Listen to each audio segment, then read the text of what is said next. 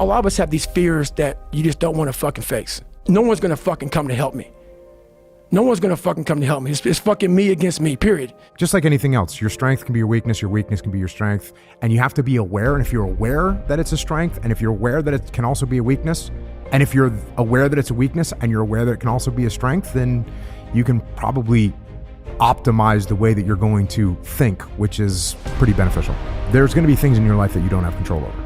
There's a lot of things in life we try to control that we can't control, and it takes us away from our fucking focus. In Iraq, I cannot control what's happening back in Nashville, Tennessee.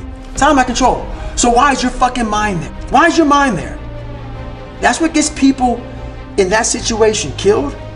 But in life itself, it pulls us away from the task at fucking hand. The only thing you care about when you're trying to breathe is to get some fresh air. That's it.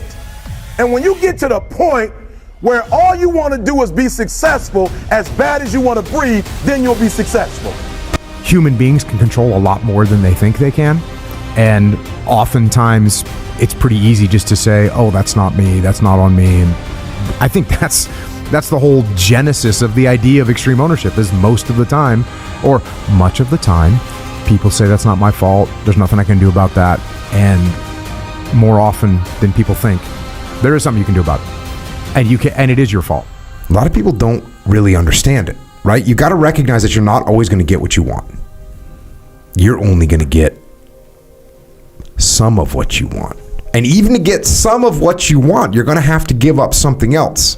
That's the way it works. And people don't want to admit that. I started realizing through this process that the fucking mind is what you created.